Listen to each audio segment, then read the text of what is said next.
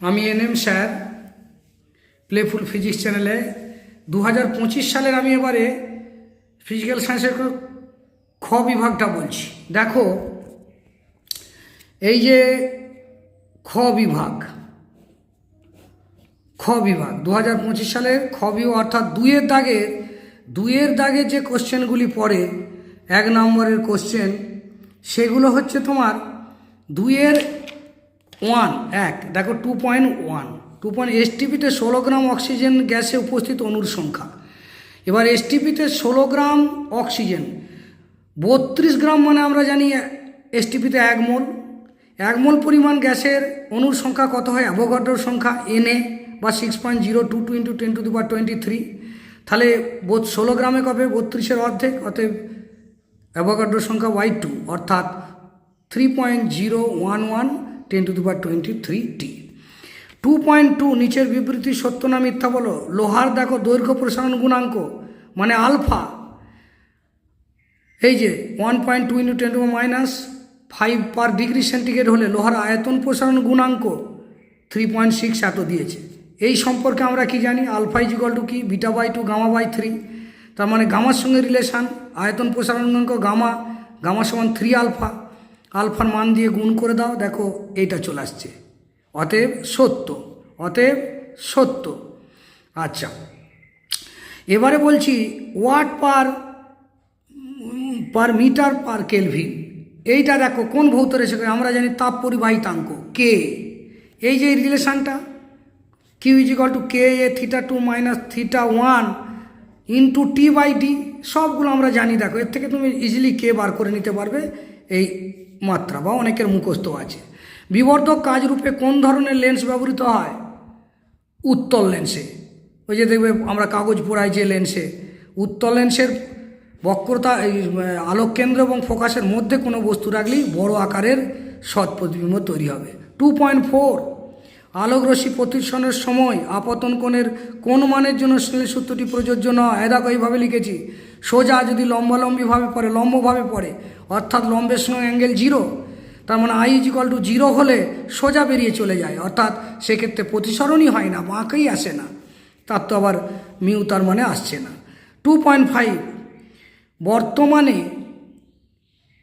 তড়িৎ বর্তনীতে ফিউজ তারের পরিবর্তে MCB ব্যবহার করা হয়।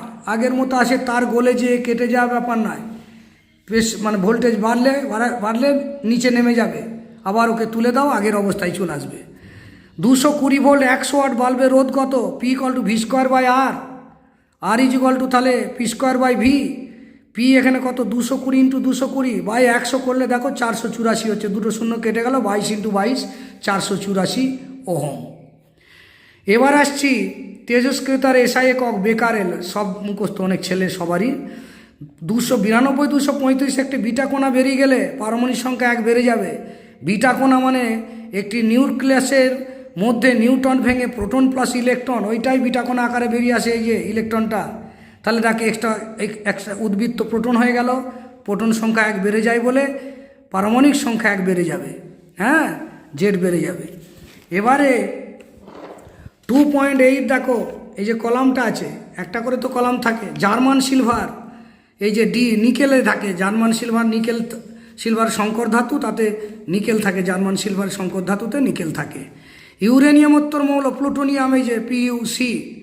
আচ্ছা, এখানে ক্যালামাইন থেকে নিষ্কৃত ধাতু, এই যে কোনটা দেখো বলেছি বি, তারপর জিঙ্ক। আচ্ছা, এই যে পর্যায় সারণীর দ্বিতীয় পর্যায়ে অবস্থিত ক্ষারীয় ধাতু হচ্ছে লিথিয়াম। তাহলে এটা হয়ে গেল 4টে, দেখো এই যে করা আছে। 2.9 নিচের বিবৃতিটি সত্য না মিথ্যা লেখো। তড়িৎ বিশ্লেষণে সর্বদা জারণ বিজারণ একসঙ্গে ঘটে, অনেক বিক্রিয়া আছে, সেই 8 থেকে আছে অনেকের মুখস্থ। অ্যাসিড মিশ্রিত জল তড়িৎ বিশ্লেষণের ফলে ক্যাথোড কোন গ্যাস উৎপন্ন হয়? হাইড্রোজেন গ্যাস উৎপন্ন হয়। দেখো H2 লিখে দিয়েছি শুধু। ক্যাথোডে দেখো জলের তড়িৎ বিশ্লেষণ হলে H+ আয়ন ও H- আয়ন, H+ আয়নগুলো নেগেটিভ ক্যাথোডের দিকে যাবে, হয়ে ওখানে H যুক্ত হয়ে H2 গ্যাস আকারে বেরিয়ে যাবে। নিচের কোনটি তড়িৎ বিশ্লেষ্য? চিনির জলীয় দ্রবণ তড়িৎ বিশ্লেষণ নয়, ইথানলও নয়। অ্যাসিটিক অ্যাসিড মৃদু তড়িৎ বিশ্লেষ্য, এর আগেও একটা পয়েন্ট পড়েছে অ্যাসিটিক অ্যাসিড নিয়ে। কি ঘটবে যদি লোহার চামচে অ্যাসিড মিশ্রিত কপার সালফেট দ্রবণে ডোবানো হয়? দেখো এফি, এই যে লোহার চামচ এফি, কপার সালফেট সিউএসও4 তুঁতের দ্রবণ, তাহলে এফিএসও4 প্লাস সিইউ, কপার অধক্ষিপ্ত হবে, লোহার চামচের গায়ে লেগে যাবে।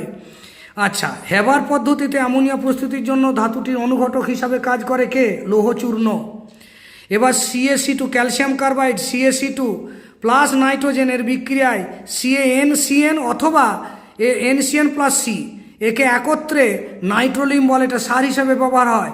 একে আমি এইভাবেও লিখতে পারি, দেখো CaCN2 প্লাস সি, এই গোটা মিশ্রণটার নাম হচ্ছে ক্যালসিয়াম সায়ানাইড বা নাইট্রোলিম, সার হিসাবে ব্যবহার হয়। এবার দেখো থার্মিট পদ্ধতিতে কোন ধাতু নিষ্কাশিত হয়? Fe। এবার বলছে নিচের যৌগটির ইউপ্যাক নাম, দেখো CH3 CH methane ethane propane, 1 2 3 যেদিক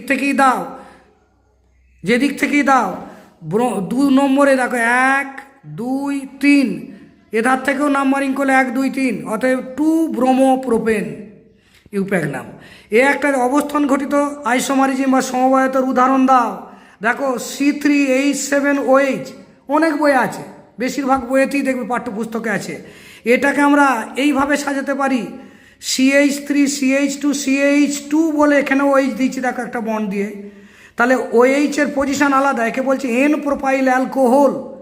আবার এখানে দেখো CH3 মাঝে OH-টা দিয়েছি, OH এর পজিশনটা জাস্ট যে OH থাকলে অ্যালকোহল হয় যেন, সেই জন্য একে আইসোপ্রোপাইল অ্যালকোহল, অনেক বই আছে। এবার 2.15 রান্নার পাত্রে আঠাবিহীন প্রলেপ বা ননস্টিকের প্রলেপ দেওয়ার জন্য ব্যবহৃত পলিমার মনোমারটির নাম কি? এই যে tetrafluoroethylene, F2C double bond CF2, হ্যাঁ, একে টেট্রাফ্লুরোইথিলিন বলে। বায়ুমণ্ডলের কোন স্তরে ঝড় বৃষ্টি? ট্রপোস্ফিয়ার, সবাই জানে। ট্রপোস্ফিয়ারে ঝড় বৃষ্টি, ধুলো বালি কণা এখানে হয়, এখানে মেঘ দেখা যায়, এটা এখানে ঝড় বৃষ্টি হয় জানি। ওজন স্তরে গাঢ়ত্ব কোন এককে? ডবসন এককে গাঢ় নয়, 200 ডবসনের কম হয়ে গেলে পাতলা ওজন হোল তৈরি হয়েছে বলা হয়। এবার দেখো 2.17 রেফ্রিজারেটর থেকে নির্গত গ্রিনহাউস গ্যাস কি? CFC। গ্রিনহাউস গ্যাস কোনগুলো? কার্বন ডাইঅক্সাইড, জলীয় বাষ্প, মিথেন, তার মধ্যে CFC, এই যে CFC। নিচের বিবৃতিটি 2.18 দেখো, সত্য না মিথ্যে বলো? চার্লসের সূত্রে -273 ডিগ্রি সেন্টিগ্রেড উষ্ণতায় যে কোনো গ্যাসের আয়তন চাপ শূন্য হয়ে যায়, থিওরিটিক্যালি আমরা জানি 0 হয়ে যায়, এখানে বলছে অসীম, অতএব মিথ্যা, এটি মিথ্যা। এই গেল আমার খ বিভাগ। ভিডিও বড় হয়ে যাবে, তারপর আমি আবার গ বিভাগটা দিচ্ছি, তোমরা আস্তে আস্তে দেখতে থাকো, মিলিয়ে নাও, পরবর্তী পর্যায়েও তোমরা দেখতে পারো।